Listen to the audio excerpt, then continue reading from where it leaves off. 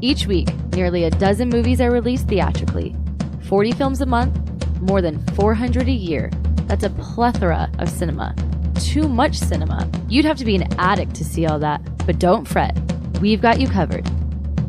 This is CinemAddicts. Hey everyone, what's up? It's another week of CinemAddicts with new movies. I'm excited. This is episode 239. I'm joined by my betters, Eric Holmes, and a under the weather Bruce Purkey. Bruce, me and Eric, we're gonna do our best to make this show very short. And listeners, we're not gonna short you, even though it will be shorter.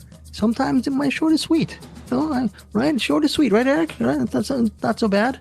I mean, we tried that for the Patreon episode that we just recorded, so no promises. Well, we'll see what we can do. Speaking of Patreon episode, very good segue, Eric Holmes. We just covered two films from the year 1986, Alex Cox's Sid and Nancy, and this very interesting movie from Fred Decker called Night of the Creeps. If you want to check it out, please join our CinemAddicts Patreon universe, $5 catch-all. And here's the thing. For our May bonus episode, we are covering the year 1981. Eric Holmes, it is his responsibility to find two films. Hopefully one of them will be an Eric Holmes personal pick. The second one will be a pick from our Patreon members or CinemAddicts Facebook group members. Eric, you're going to do a lot of polling for 1981, correct? Oh, Howling, Night Riders, Caveman. That wasn't any good, but I remember it. Ms. 45. Ms. 45. Yeah, I don't know how I'm going to pick one. Okay. Well, Eric will start. He will start stewing and thinking about it. Outland's on there. Oh, well, look, I'm going to be selfish. Eric, you need to put Outland is when you poll our CinemAddicts Facebook group members, and I'll put it up for our Patreon members as well. Please put Outland right at the top of the list. The fix is in because I still have not seen Outland. What? Bruce, High Noon in Space? You haven't seen High Noon in Space? I know, very good in Bruce Purkey. High Noon in Space, Outland. I remember there used to be a bookstore. Maybe I'm I don't know about you, Frozen Eric. with my words. You broke the internet. He's like, wait, hold on. It's what? It's what? Can you see me? Can you see me right now or not? Do you think he's still talking? Do you think he knows? Can you hear me? Yeah. Can you hear me now? Yes. We can hear you now.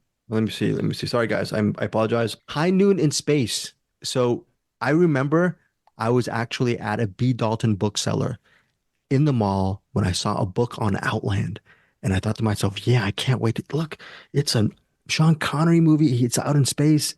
I've been meaning to see that for over 40 plus years since 1981. So Bruce, are you excited about Outland? If Outland is one of the two, would you be excited to cover that? I would be kind of excited. It's been so long since I've seen it. I would be interested to see how that plays now. Because Greg, it was a weird one. Greg, you know what came out in 1981? What? Little movie starring John Travolta called Blowout. Oh, Blowout. Never heard of it. You know who's going to have fun on that episode? Bruce, when you do that, these are the top movies and these are the movies that you could be watching. You could probably give 3 for each top 10 movie. Yeah, 1981. Very good, Eric Holmes. That was a very, very great year. We'll see what Eric Holmes and our CinemAddicts community comes up with for our bonus episode of 1981. Now let's get to this episode 239.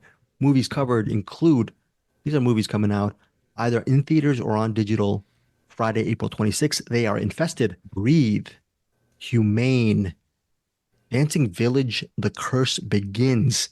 So these are the 4 movies we are covering. Eric Holmes, how last week, some good stuff that you've seen. You've done some interviews as well that we're going to release on our second episode. Can you tell us some of these interviews you've done and what movies are they talking about? Oh, goodness. I don't have the interview. Well, I did an interview for Breathe with the director of Breathe. That one was pretty good. We'll talk about the movie as well. And I also just did an interview the other day. Yeah, it was like a couple of days ago for Dancing Village, The Curse Begins, which we'll talk about. I'll just talk about it now. The Dancing Village, The Curse Begins is a prequel to another movie that I don't have in front of me. But yeah, it's a prequel to Kiki ni di Despa Penati. It's like KKN or KKNDI Desa Penati. Yeah. I haven't got to watch it yet, but based on how good this one is, probably be watching that one as well. All right. Well, you want to alert. I like the Dancing Village a lot. Okay. So look, in this horror thriller, a shaman instructs Mila to return a mystical bracelet, the Kawaturi, to the Dancing Village, a remote site on the easternmost tip of Java Island. Joined by her cousin Yuda and his friends, Mila and her crew arrive on the island only to discover that the village elder has passed away. and that the new guardian, Maba Buyat, isn't present. A lot of adventure happens. Eric, what did you like about this movie, which comes out in theaters April 26th? Again, Dancing Village, The Curse Begins. Shed some light. Well, first of all, first thing that struck me was a lot of just the look of the movie reminded me a lot of The Long Walk. Now, let me be clear. Long Walk's completely different movie than this, but they had kind of a same kind of patina to them. This one also, it has a bunch of creepy moments, but if there's a jump scare in this, I couldn't remember it because it relies more on kind of dread, I guess. You know how you see like certain horror movies, they kind of lead up to the jump scare, and the really good ones just never deliver on the jump scare. So you're always kind of like, oh, I don't know what's going to happen. And then it'll go off to the next scene, and then you're just kind of left with that for the rest of the movie. It does a lot of that. The main story, I guess, is that they open with this dancing ritual. It's a bunch of women from the village, and they go into like this kind of coma sort of thing. Their eyes turn white, and they just start dancing. And this like draws out the demon, that they're able to capture the demon or satiate it for a certain amount of time. Early on, they do a thing basically tricking the demon, and then they get this bracelet thing, and they just take the bracelet out of the village, and now the demon's not able to get back there anymore. Well, one of the characters somehow finds the bracelet and thinks, oh, the demon wants this, I'll go give it to him so they'll leave me alone. And that was a bad thing to do. It's kind of a demon story, ghost story sort of thing. Definitely a horror movie. Definitely folk horror. This is a really good one. It's just really creepy. So one of the earlier dancers she's pretty young, but she's the mother of the main character that we follow through the rest of the movie. And what they end up doing with their relationship is I'll just say it's really good. I don't want to, it would be a spoiler to say much more than that. This was just a really, really great version of this kind of movie. And this is a kind of movie that I normally don't really gravitate towards, but this was just, yeah, they nailed it. Eric, let me just butt in right now. Sorry. I'm looking at Rotten Tomatoes. There is a critic. I mean, I don't mean that as a critique. Avi Offer, New York City movie guru. He said that it's creepy and atmospheric, like you were saying, it's atmospheric. Problem is, he cited it as overlong, repetitive, and low on scares. What is the flip side to that? Did you feel that it was overlong or repetitive? If he's looking for jump scares, then they're absolutely right. As far as like creepiness, this is one of those movies, it goes more for tone and goes more for atmosphere, dread, that sort of thing. If you're looking for oh, it's just a cat, or oh, the window open, like it doesn't have that. It does these things where like in the interview I with Chemo Stambul, there's a scene where a guy's like trying to light like one of those lamps, like those kerosene lamps, and he's sitting there, and in the background you see this thing come out of the woods and just kind of start getting closer and closer to him. And the guy doesn't see this at all. We see it, it's a bomb under the table sort of thing. And it gets right there just as he gets the kerosene lamp turned on. Once the kerosene lamp turns on, the thing just disappears, like right in front of you. So it's got like stuff like that where it's like you see a character doing something, but there's something else going on in the background that the audience is aware of that the characters are not. It's got a lot of stuff like that, which cool. I really enjoyed that. But like, yeah, if they're looking for jump scares, this is not the movie, because I couldn't think of one that was in there. But there was a bunch of scenes like that were really creative. Another critic, Mike McGranahan from Alcide, was saying that it's high quality horror. It's intelligent, character-based, and creepy. Would you agree with a character-based, intelligent film? Would you say? Yes. I don't know about, definitely like the scenes that were set up were really clever and well done. But like when you say intelligent, that seems kind of a little hoity-toity, but I'm not saying he's wrong. He's probably right, but it's just I get a different thing in my head when I hear people say that. Okay, Eric, let me tell you something. I'm very intelligent. Am I being Bruce? Am I being hoity-toity about None of being us are that intelligent. Bruce may be a little more than the rest of us, but that's not a high. We don't set a high bar, Greg. We do not. You and I, yeah. Bruce is intelligent. You and me, a whole different story on that. Okay, let's be honest. Okay, no, all kidding aside. No, I'm not going to throw Eric under the bus. I'm not the one who's intelligent here. Bruce and Eric are. But anyways, here's the thing: the prequel, which is to the Dancing Village, The Curse Begins, which is KKK DI Desa Penari, highest grossing Indonesian film in history when it came out in 2022. Now, this film, Dancing Village, The Curse Begins, it is, quote, the first film made for IMAX movie ever produced in Southeast Asia. And in 2024, it will be one of the only 5 films made for IMAX productions worldwide. So to Eric's point, this is, you constructed that scene with the thing in the background. I'm sure it's going to look really good in the big screen. Should people watch it? What is your final rating and final thoughts? Yeah. Imagine how great it would be to watch The Long Walk in IMAX. That's kind of what you would get here with Dancing Village. And the fact that this is a prequel done by a completely different filmmaker from the original, that shouldn't be this good, but it is. Okay. What is your rating? Great job, Eric, on this. Yeah. I think Bruce and if we have some time, we need to watch this movie. I'm really excited for Dancing Village to Chris Begins. I'm going 4.5 now. This could probably bump up to a 5 on a rewatch. My bad and Bruce's bad because we didn't. He and I didn't watch too many films on the main feed. This looks like the movie that we should have seen, Bruce. Well, yes. I talked about this with the director too. There's a bunch of like kind of CGI effects in this, but they're not like in your face CGI effects. There's a bunch of and you'll know this if you watch the movie. There's a bunch of like shots that it's clearly a CGI shot. I just can't see where the seams are in it. Okay. If that makes any sense. It's like, I can tell this is not real. I can tell they did this in a computer. I just can't figure out how they pulled it off because I'm not seeing all the seams with the little. All right, 4.5 stars from Eric Holmes for Dancing I might just have to go 5 on this one. Well, the pendulum swing. Where are you going to say 5? I'll go 4.5, but I want to give this room to grow because this would definitely go up on a rewatch. Too many women have told me that they want to actually wait on me and they needed me to grow in many ways, Bruce. I don't know if that's Bruce. Is that too personal? I don't know. Getting too personal over the CinemAddicts podcast here. Okay, Bruce, you're going to get another couple minutes of respite because I'm going to talk about a movie called Humane, which, by the way, Greg Srzavasti is not. The movie hits theaters April 26th. Humane, wow, from IFC Films. It takes place in a single day. Peter Gallagher, you might know him from The OC or from The Underneath. He plays this patriarch. He is a very revered broadcaster, very rich, lives in a beautiful, old, well-kept mansion. He brings in his kids for one really interesting meal. And then with the first 10, 15 minutes, you get to learn a little bit about the kids, who they are.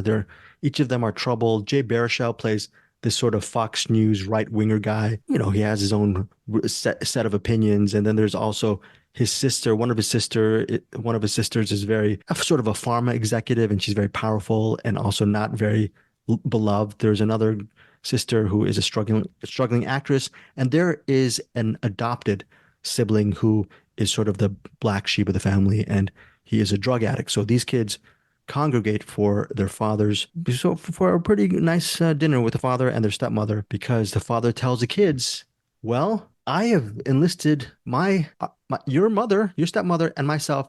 They've enlisted themselves. And what does this enlistment curtail? What does that mean? They're living in a society where people are getting culled. 20% of the population must be eliminated because of the lack of resources on the earth. And the catch is his initial thought of actually him and his wife just sacrificing themselves for the better of the family. It sort of goes south.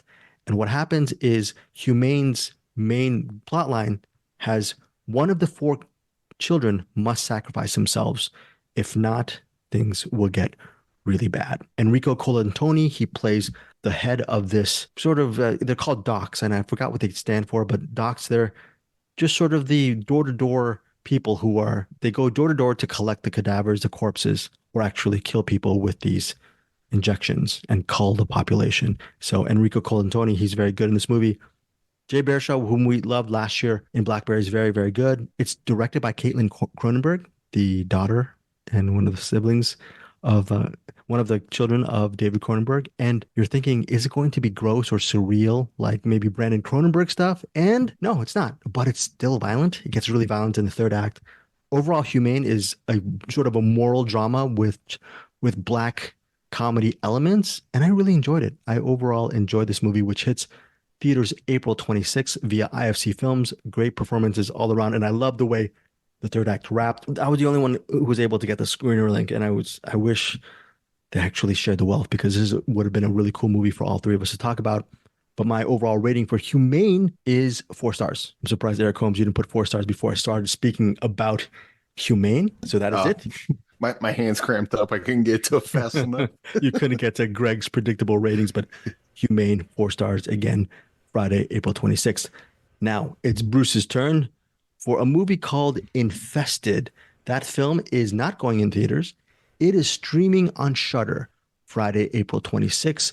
Bruce, what do you got for us? I'll let you chime in if you have some of the information as far as the actors. I know you do. Directed by Sebastian Vanicek, I guess, if I'm saying the name right. Well, okay, if I were to give the log line of this movie or to give it like a selling point, I would say like, this is not what it is, but I could see a executive saying like, well, you take Attack the Block and you take Arachnophobia and you stick them together and you get a movie. Well, that's kind of what's going on here. Basically, it starts out in our main character, Caleb. He is out trying to buy, if I remember correctly, he's trying to buy earrings for his girl. Or not his girl. He's trying to buy them for the mom, like kind of the mom of the housing complex that they live in. They live in one of these, for whatever reason, we were talking before this. Paris seems to be full of these low-income housing projects, apparently. I don't know what's up with that. It's something I don't know about the society, but and they're really big. They're just high rises. Yeah. Yeah. They're huge high rises with weird, like, it looks like almost like a, I don't know, Soviet bloc era construction practices and style to them. Anyway, he's going to buy some earrings for this woman that's kind of been the de facto mom of this big complex. And while he's there, he wants the good stuff. He goes, no. I know you have good stuff in back. Come on, let me in back. Let me get the good stuff. And he goes in the back. And while he's back there, he sees the guy who runs the shop has, a la Gremlins, has all kinds of exotic animals from all over the world. One of them is this spider. In the very opening sequence, pre-title sequence, we saw people catching this spider out in, I forget what it was, Dubai or Saudi Arabia or something. Right. And it seemed to be very vicious and possibly venomous. And he's just got it in a little Tupperware container. And he's like, yeah. Give me this and the earrings. That's great. He takes it back to his room. He lives with his sister. He has a whole bunch of exotic animals in his room. It's the thing. He loves, like, he has scorpions and snakes and all kinds of stuff. And frogs, yeah. Yeah. He kind of has a side job of selling like Nikes and stuff out of a storage container in the basement of this place. You meet all the different people as he goes up to his room. He's a good kid.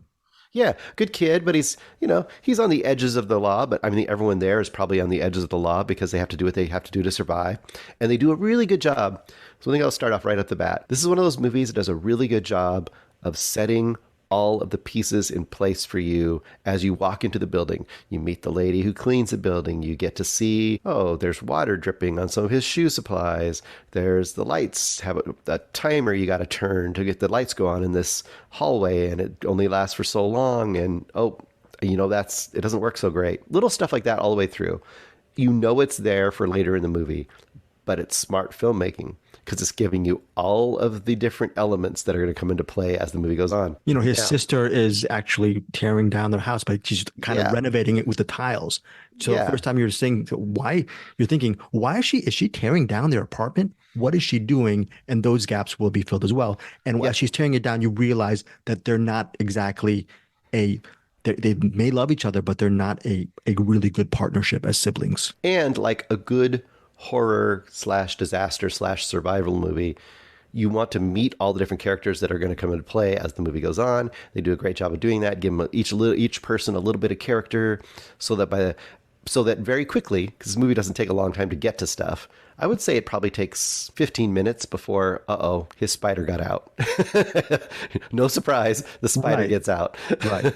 Right. And then the rest of the movie is dealing with that spider, or maybe a lot of spiders. And I will just say that there is an escalation of the situation. And from that point on, it's just, to me, and I'll hear you saw it too, right, Greg?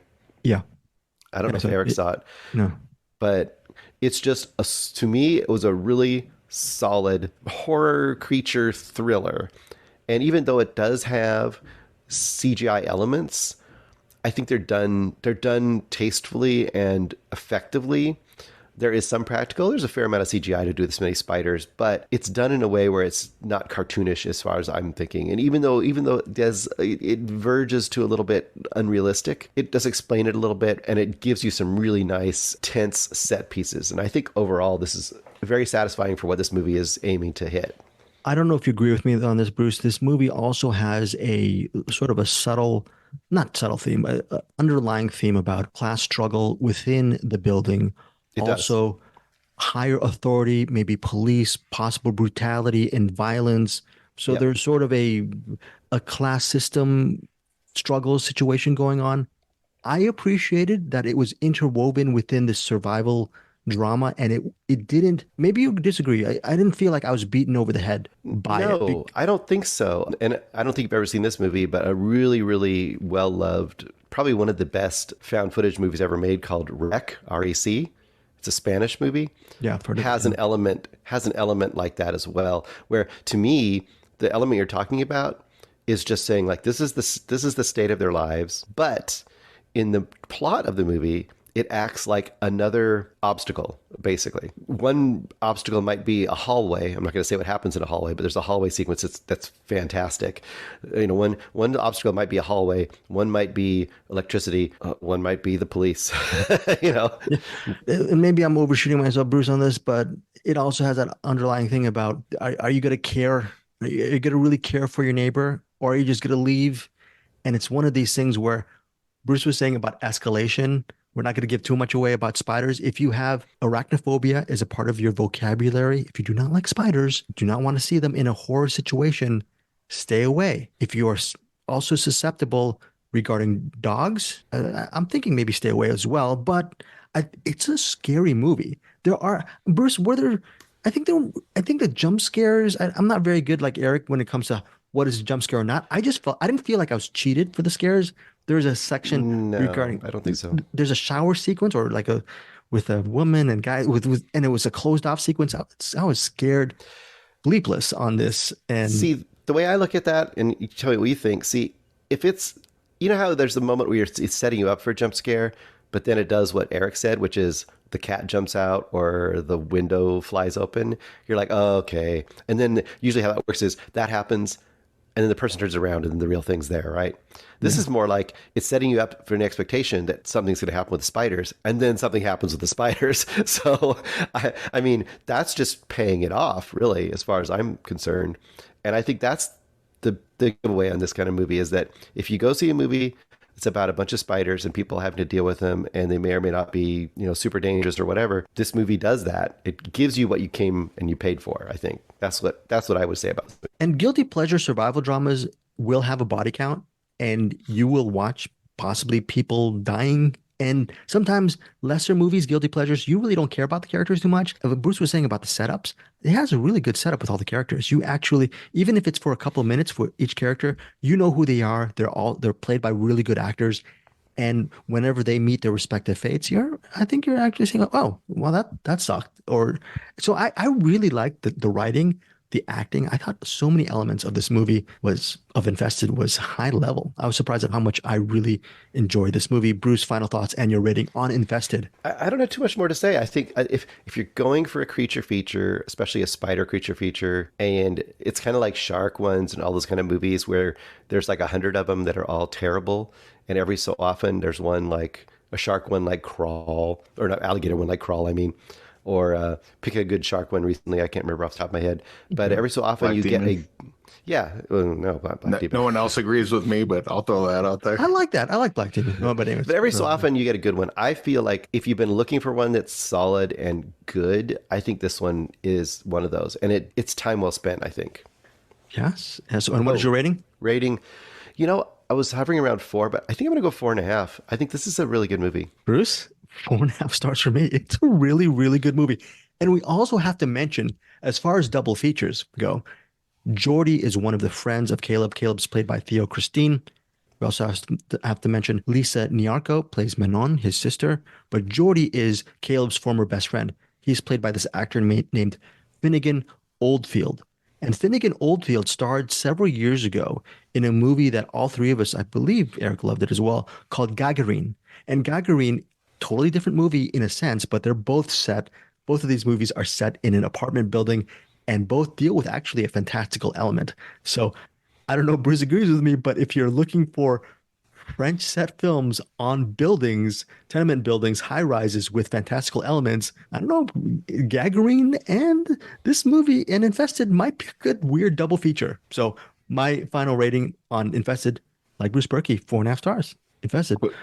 Yes. Quick question. So the director of Infested, Sebastian Vanicek, I think, or Yes. Vanacek, Hmm. it says his next movie is Untitled Evil Dead spinoff.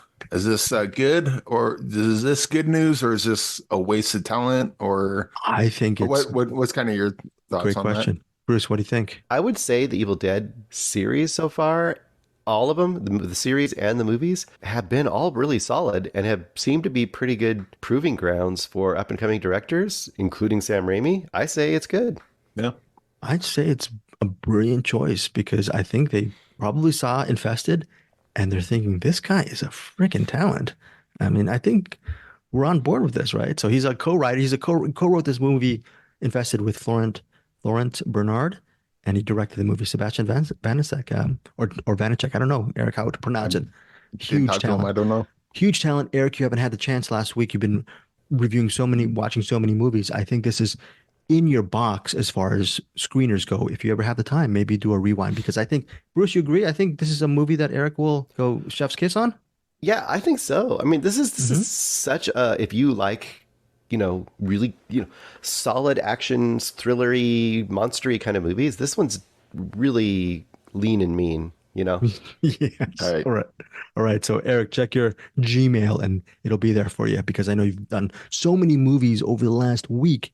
One of those movies is Breathe. What can you tell us about this new movie, Breathe, which comes out specifically on Friday in theaters, April 26th, and as well as digital. It stars Mila Jovovich, Jennifer Hudson. I forgot how to pronounce her name. Oh, Covention Wallace, Thank Sam you. Worthington, Common. Those are the main cast, I guess. Thank you, Eric. Tell us about this movie. Should we watch it? It's hard to say. So this is in the future. The atmosphere is, global warming and climate change and everything has gone up to the nth degree to the point where oxygen is scarce and you cannot live out in the atmosphere without dying because you don't get oxygen.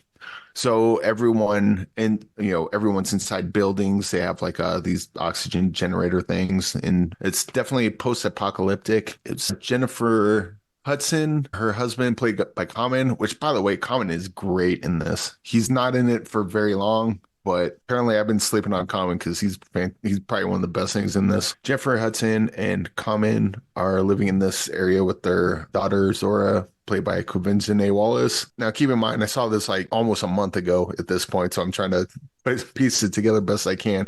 But Common goes out to do something. I think he's got to go grab something or do whatever. But either way, Jennifer Hudson and Covention are, when's Dad coming back? I don't know. When's he coming back? Don't know.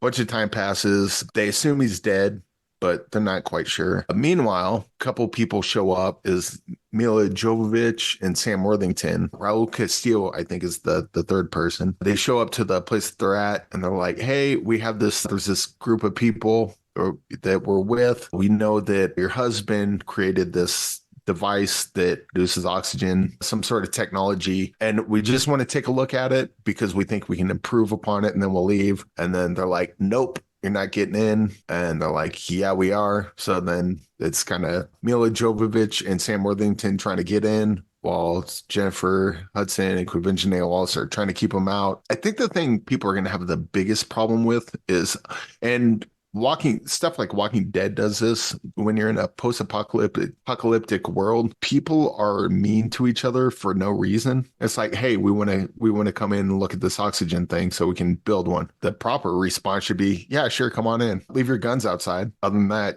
come in, take pictures if you want to. Don't really care. Cool. They go in, take pictures and leave. But then you wouldn't have a movie, right? Also, Sam Worthington, I don't know who was in charge of sending him on the mission because he's just kind of a loose cannon from the very beginning. Mila Jovovich is trying to be kind of respectful and, hey, let's, talk this out. Let's make this mutually beneficial for both of us.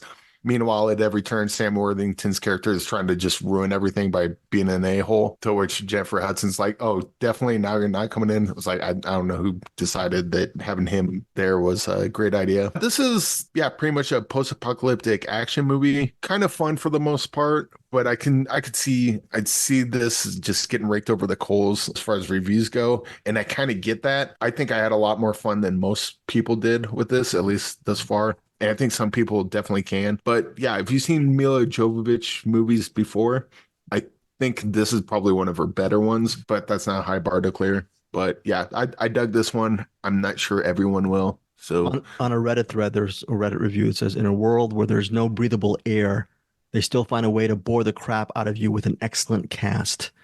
So is it boring, Eric? Is it boring? No, definitely not. Like Another, if you don't, because like, okay, so certain characters do things that are just kind of like, why would a character do that? And it doesn't make sense. But it definitely wasn't boring. Like I could see like, oh, the writing wasn't there, or the characters were doing bonehead things. Like if that's what it is, fine, fair play. I get that. Boring, definitely not. okay. So Breathe, you ended up enjoying the movie. What is your final rating on Breathe? Between 3.5. I think, you know what? I think I'll go 3.5 on this. If you like Mila Jovovich movies, this is probably, in my opinion, this is one of her better ones. If you just in general don't like her type of movies, this might be one to stay away from. Like the Resident Evil movies, those are pretty bad for the most part. This is like a good version of that. But if you like the Resident Evil movies, this will be another one of those type of movies that I think you could have fun with. If you hate those movies, stay away from this one because it probably won't be your cup of tea. But otherwise, I had fun with it. I think it's pretty good. Okay, that's Eric Holmes' review of Breathe. Again, opens April 26th in theaters as well as on digital. Before closing out this episode, we have a couple of recommendations from Bruce Purkey. I have a recommendation, and it's just Abigail. I'm just gonna go. Everyone knows what Abigail is. I enjoyed it. I paid money to see it over the weekend. 4.5 stars for me. Just a fun movie.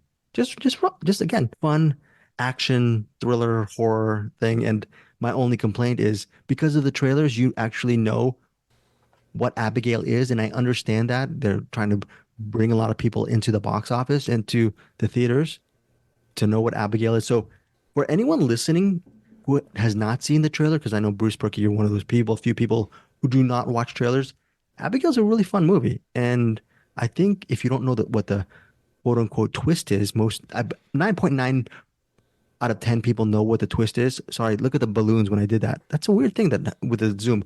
Yeah, that isn't weird. Let me try Mine's that not doing it. It's weird. Anyways, Abigail, if you're looking for a fun horror thriller with a little bit of comedy, go check it out this weekend, Abigail. Bruce, what do you have for recommendations for people who want to stay at home and watch stuff? A couple streaming series. One that I've seen advertised to me for years that I just never got around to watching, and that was the marvelous Mrs. Maisel. If you have Prime, at some point you've probably seen the little icon or the little photo of her up there. I just thought this is going to be kind of a boring period piece about, I don't know, an entertainer or something, and it is a period piece. This is, as a quick selling point, for me, it has the aesthetic and the age and the era of like Mad Men with a lot more fun and a lot more humor. And also it has that heart and that likability that you get in something like Mrs. Harris Goes to Paris. The basic conceit is this. It's kind of takes place, it starts out in the early or late 50s. The whole series goes to, you can watch the whole series now if you want to. The whole series goes until about the mid 60s with a few flash forwards and flashbacks, but in general, it goes from like 58 to 63, something like that. And Mrs. Maisel, at the beginning of it, the very first episode, she's married. Her husband, it's like the classic 50s thing, right? She's upper, class, Betty Crocker type. She's in a Jewish family. She's living. She has 2 kids. Everything's perfect. She's dressed to the nines. Her husband's doing the business stuff. But in the weekends, he likes to go down and he likes to try doing a stand-up at the open mic at a village, in the village. He puts on his turtleneck for that one night to go do a sequence of comedy. He's not very good. By the end of the first episode, it comes out that he's been having an affair. He leaves. I'm leaving. I'm out. I'm out of this. And she's crushed. Her whole world's fallen down. And in a fit of rage and frustration and drunkenness, she goes back down to that place that they always go down to, drunkenly gets on the stage that night and basically speaks truth, speaks what's happening in her life. And she's a natural conversational stand-up comic. And from that point forward, and she gets arrested that very first night. and wakes up in a jail cell. I think she gets bailed out or wakes up near Lenny Bruce. She's at the beginning of Lenny Bruce's career too. Each season, Lenny Bruce will come in like maybe half an episode. So there's kind of this ongoing thing. This movie or this series is just wonderful. Super great humor. The main star of it is Rachel Brosnahan. Susie Alex Borstein is her manager slash just lady who worked at the place where she did her first stand-up and is trying to get her into the business. And then you also have Tony Shalhoub and Kevin Pollak and Jane Lynch and all kinds of great people coming to this. There are production numbers that rival the best musicals from that era. Amazingly beautiful production numbers. If you've got a significant other or a mom, Greg, that hasn't seen this, I'm guessing your mom might have watched the whole thing. If she hasn't, she should. Oh, really? Well, also, I did watch The Marvelous Mrs. Maisel back in 2017 when it started. I did start watching it. So I'm actually probably, I don't know how many episodes per season, but I did 8. Okay. So I think I actually almost finished first season and I really liked it. And then as you guys know, with the cinematic schedule, I go, oh, I'll get around to it. I'll get around. 7 years later, right? 6 years later, I did actually screw the pooch a little bit because I didn't mean it that way. Sorry. It's a family show. Family show. Very good. Very good. The final episode of The Marvelous Mrs. Maisel. Here's the good news. Take Bruce's recommendation. He's actually seen all the episodes. Yeah. And your review is pretty much on point from what I was seeing. I just know the rest of the series is going to be good. I saw that final episode, and I think it's just one of the best finales I've ever seen. And I think it rivals the ending. You mentioned Mad Men. It rivals or it equals the ending of Mad Men. To me, it's more satisfying because her character arc, there are arcs each season. There is like a major conceit each season. But the biggest thing I think that goes with this over Mad Men is kind of the end of the bro culture and leading into the counterculture 60s, basically. This is, what is it like to be a woman in that era? She's a woman trying to be a comedian. And what does all of that entail? And what is the difference of success? And you get to see her in all different formats of that. And it's never preachy. It's always just snappy and fun and funny and like beautiful and just, it has heart. It's just got everything. And production values up crazy production values. And Brosnahan, I'm sure she won an Emmy or something for that. She has to have. She has to have. And Alex She's an actual Borstein, comic. Yeah. If you don't know who Alex Borstein is, if you ever watched Mad TV, she was in that, and you would never think that she had this in her. And when you see it in here, she is essentially the co-star. She is it's their relationship from tiny little club in the village all the way to wherever they end up. And it's very resonant, very touching as well. It's great. It hits all the bases. Yep. I'm assuming this is pretty much a 5-star. It is. It's a 5-star. It's a 5-star series. And I can't say that about many series that have been more than one season. So I would say. And you said it ends? Like it's done? It's done. It's done. And it ended well? Ended great. Yes. How many TV series can you say that? I could probably. The Shield's the only one I can think of. Oh, The Shield's, that's great. And well, you've never seen this, Eric, but this is a show that Glow is getting there, but they canceled it before they could. So, well, Eric, this is a show that actually you would love. Justified is another show that ends amazing, and if you saw it, Eric, you would flip for it because you like Walton, you like Goggins, right? You like Walter. I love him, and because you loved him in The Shield, right? Yeah, Justified is a movie that's just a no-brainer. I loved him in Sons of Anarchy too. Okay, so, right. So, by the way, but his character at the end of The Shield. Oh, yes, that went dark. Yeah, went very dark. Now, Marvelous Mrs. Maisel, not dark. no, not dark. This is not a yes. Quick review. Give me a quick review on Baby Reindeer. Of course, yeah, definitely. Very dark. One of the bleakest, darkest shows I've ever seen. Sold. Look, it says here, limited series, Netflix, Baby Reindeer. What would you give it? And what people should see Baby Reindeer? Who should see this movie? Sounds series? Like they shouldn't.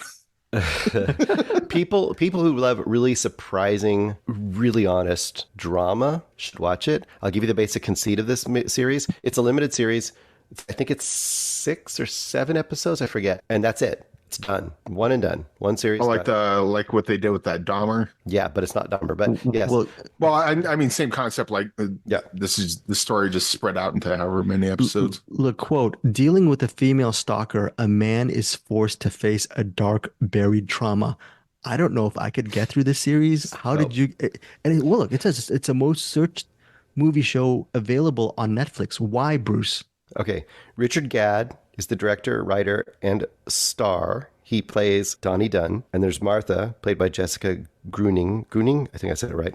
Grunning. So Richard Gadd, this is based on his one-man show that he did originally on the Fringe Festival, if you know the Fringe Festival in, I believe, in Scotland. And then it got really popular there, and it went down, I think, to a bigger release down in London, and then turned into the series. This is based on his real life. Now, if you watch the series, you'll be like, holy crap. This is based on his real life. He stars in it. He directs it. The basic concept is this. It starts out, he's working at a bar. This woman comes in. He's a comedian too, but he works in the bar to make money on the side. He's not a very successful comedian. She comes in. She wants some tea. She doesn't have enough money. And he feels sorry for her. And he's like, you know what? It's on me. He gets her the tea. And then she proceeds to become obsessed with him. His, quote, number one fan, essentially. And he doesn't have very many fans because he's not very good. His number one fan. And I will just say it goes... And you think this is going to be a series about a psychological thriller, right? About a man who's being stalked and how what's going to happen? Is he going to get out of it? Is he going to get killed? Is he going to have to kill her? Is he going to get the cops to help him, or what's going to go on? It took turns I never would have expected into some extremely uncomfortable and surprising and emotional and heartfelt and dark places that you would not expect. And then when you go like, this is his real life to some degree, mind-blowing. So did you ever think while you're watching this, why would he even share this? Because yes. It was so dope. And that's part of why it became so famous, because, and I won't tell you how, right. There's an episode that deals with what he really shared, what happened to him, and then he really shared. And what he really shared became notable and is reenacted in this. I'm just going to leave it at that. Unbelievable. So just final thoughts and rating on, I can't believe I'm missing this show already. Eric, you and I need to stop watching movies for a week. Maybe we'll watch Baby Reindeer to I'm sorry. I checked out. I stopped listening. I was already sold once he said dark. Absolutely. I was like, don't know what it is. I'm just going to not listen to Bruce, and I'm just going to watch it. It's such a rough watch, though. It's not easy watch, but I tell you, when it takes a turn, I would say it takes turns all the way throughout, but there's an episode where it basically flashes back several years that leads up to where he got to. And that episode recontextualizes everything you've seen. And then it just, from there on, you're just like, holy moly, this is something. This might be one of the better things you've seen on Netflix. That'd be the way you're talking about it. See? It's obviously a British production, so turn on the subtitles. I do love that about the British productions. They have no problem having 4-episode seasons or 1 season of 6 or whatever. They just make it how long it needs to be, and I really appreciate that. And it also makes the stakes really interesting because other than he's alive because he's starring in this, right? So he doesn't get killed. That's the one thing you know. That's unless you know the story of it, which I knew nothing about it until after the fact. I didn't even know it was a true story until after the fact. I didn't even know it was a true story. And then I saw someone post a video saying, "What's the real story behind Baby Reindeer?" And I was like, "What? Oh no!" So yeah. Did you? Okay, so you had an initial rating when you finished this. Did the rating either increase or just appreciation? Did you appreciate it deeper once you realized it was a true story? I think I keep it the same. I think I'm still 4.5. Only because it's so tough at some points. This is not like happy-go-lucky watch. This is the reverse of the Marvelous Mrs. Maisel.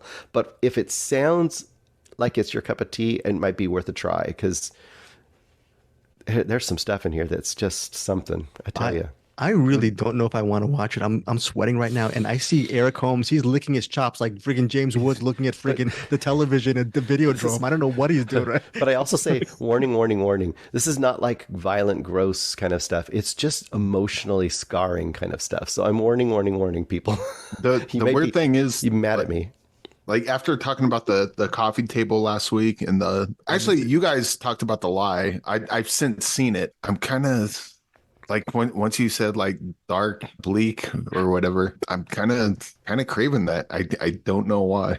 But All right. I want that feeling that I got watching Coffee Table for the first time. I will give you one ray of sunshine. First of all, I don't want a ray of sunshine. That's what I'm getting at. I want to hear it. I want to hear it, Ray. I just want to stew in like it's so depressing, and I kind of want to stew in that for a while. there is definitely a lot of humor in this. I mean, because there's awkward Really? humor, especially awkward humor.